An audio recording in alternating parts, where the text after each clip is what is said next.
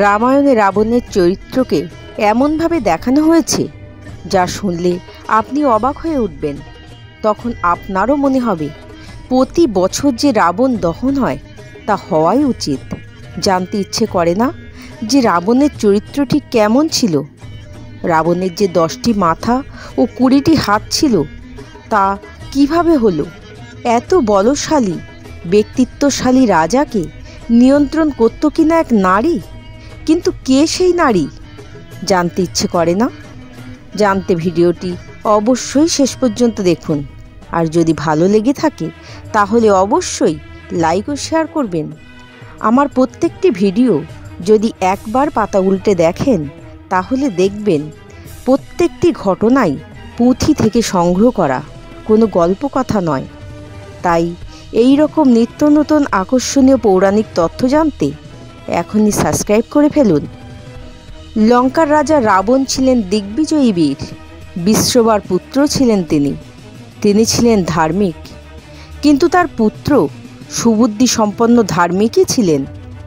রাবণ বহু বছর অমরত্বের জন্য পিতামহ ব্রহ্মার সাধনা করেন ও তাকে তুষ্ট করে অমরত্বের প্রার্থনা করেন, কিন্তু ব্রহ্মা তাকে অমরত্বের বদলে তাকে দিলেন 10টি মাথা ও 20টি হাত, যা দিয়ে তিনি বিশ্ব ব্রহ্মাণ্ড জয় করতে পারবেন এবং এমন এক ব্রহ্মাস্ত্র দিলেন যার দ্বারা তার নিজেরই মৃত্যু হবে এবং সেই অস্ত্রের সুরক্ষার দায়িত্বও তাকেই দিলেন। তাই এত বল ও তার নিজের মৃত্যুবান নিজের হাতের মুঠোয় পেয়ে অমরত্বের স্বাদ উপলব্ধি করায়।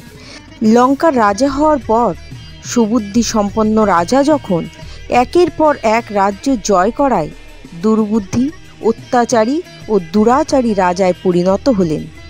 নিত্য নূতন রমণীদের সে লুট করতে থাকলেন। এমনি করে এক সময় তিনি পৌঁছালেন কৈলাস পর্বতে। তখন বেলা অবসান হয়েছে, তাই সেখানেই তিনি রাত্রি যাপনের সিদ্ধান্ত নিলেন।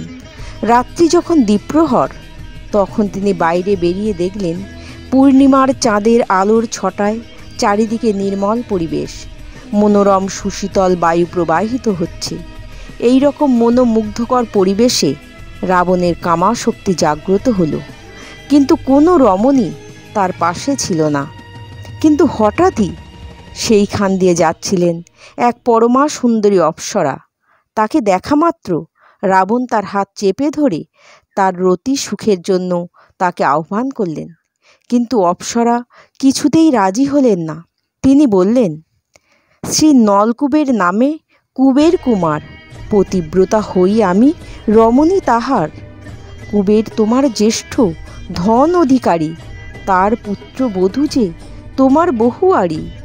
শ্বশুর হইয়া করো বধূরে হরণ, আমার অপেক্ষায় আছে কুবের নন্দন।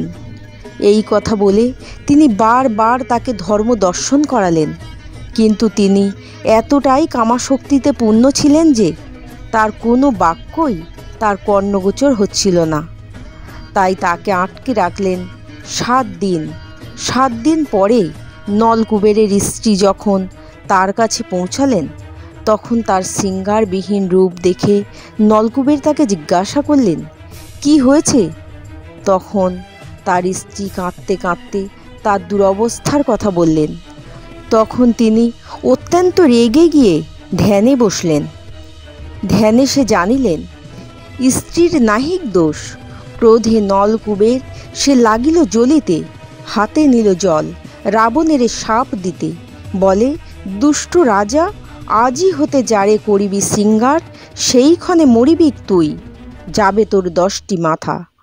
এই শাপ শুনিয়া অমনি বসলেন বিষাদে, বলিলেন, অন্য শাপ দিত যদি তাহা প্রাণে সয়। ঘোর শাপ দিল মোরে, পুড়েছে হৃদয়। ভাইপো হইয়া মোরে দিলে এহেন শাপ। আর সেই শাপ পাওয়ার পর থেকে সে নারীকে স্পর্শ করার কথা ভাবতে গেলেও তার হৃদয় কেঁপে ওঠে। আর তাই সীতার সতীত্ব রক্ষা হয় সেই কারণেই। যে রাবণ রতি সুখের জন্য বিভিন্ন দেশ থেকে রমণীদের তুলে নিয়ে আসতেন, সেই রাবণ আজ এমন এক সতী নারীকে স্পর্শ করল, যার ফলস্বরূপ তার সারা জীবন এক নারীর কাছেই বাঁধা পড়ে গেল।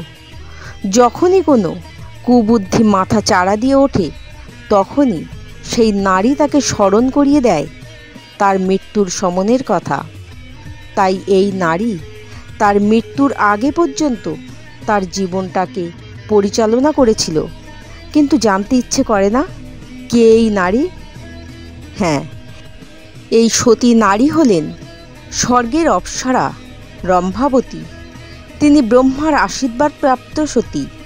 তাই তার সতীত্ব হরণের জন্যই তার সম্পূর্ণ জীবনটা এক নারীর দ্বারা চালিত হতে হলো।